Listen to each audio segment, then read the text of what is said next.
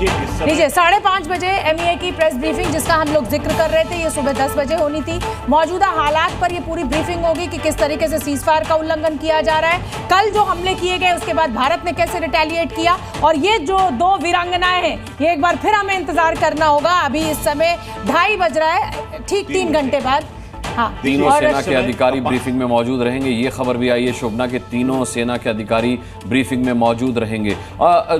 चौबे जी, परसों की जो तस्वीर हमने ब्रीफिंग की देखी थी, उसमें ये दोनों ही वीरांगनाएं जो थी वो वर्किंग ड्रेस में थी, वर्किंग यूनिफॉर्म में थी। कल की यूनिफॉर्म में देखी तो कॉम्बैट यूनिफॉर्म में थी। तो कुल मिला के भारत ने एक संकेत तो दिया था कि वो जंग के लिए तैयार है, वो बाकायदा पाकिस्तान को मुंह तोड़ जवाब देने के लिए तैयार है, क्योंकि जो यूनिफॉर्म का चेंज था उसने साफ तौर पर इंडिकेशन दिया था, लेकिन शायद पाकिस्तान को वो समझ में आया नहीं।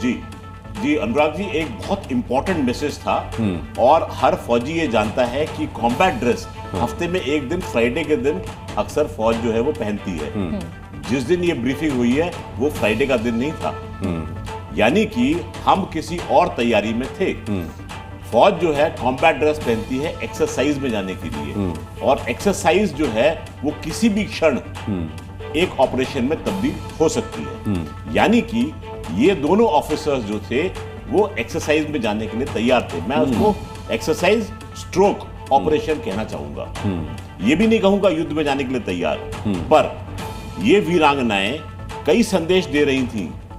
एक कि भाई हम भारत की बेटियां हैं, हम भारत के बेटों के साथ कंधे से कंधा मिलाकर लड़ने को तैयार हैं, क्योंकि पाकिस्तान के नापाक इरादे वालों ने हमारी बहनों के सिंदूर पर हाथ डालने की कोशिश की है। ये स्ट्रॉन्ग मैसेज जो था वो उस समय कर्नल इस बार पानी जो है वो सर के ऊपर से गुजर गया, नहीं तो मतलब भारत के संयम की हमेशा तारीफ दुनिया ने की है, और मुंबई जैसा अटैक हुआ उसके बाद भी संयम रखा गया, और इस बार आपने जैसे कहते हैं ना कि वो सीमा लांघ दी। एक तो आपने हमारी ऊपर गया है इसीलिए तो पानी बंद किया, हमारे ताने बाने को आपने तोड़ने की, आप समझिए कि इस समय जो धर्म पूछ के मारा गया, माहौल खराब करने पे कोई कसर नहीं छोड़ी थी। वो तो शुक्र है समझदारी इस देश के लोगों की कि उन लोगों ने इस तरीके से संभाला स्थिति को, और मिलकर एकजुट होकर आज पाकिस्तान की क्या स्थिति है वो दुनिया के सामने है। रामकृपाल जी, बिल्कुल, देखिए बहुत सही आपने कहा कि सवाल इस बात का नहीं है कि ऐसी हिंसा की घटनाएं बहुत पहले भी हुई हैं, तमाम लोग मारे गए हैं, बालाकोट का हुआ उसके बाद। लेकिन देखिए जिस तरह से पहलगाम में जो कुछ हुआ वो सिर्फ ये मतलब क्रूर हिंसा ही नहीं थी, मैसेजिंग, एक मैसेजिंग, और ये कहना कि अपने प्रधानमंत्री को जाके कहना मोदी जी को,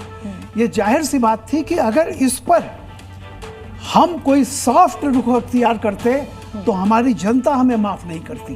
क्योंकि इतना बड़ा आक्रोश एक होता है कि आर्मी में जैसे होता है, बहुत लोग जाते हैं, होता है, लड़ते हैं, उसमें होता है, लेकिन एक इनोसेंट जा रहा है, और इस विश्वास के साथ खुद सरकार ने कहा था कि अब कश्मीर में अमन चैन है, इस भरोसे पर गए थे। मोदी जी और अमित शाह के भरोसे पर लोग गए थे।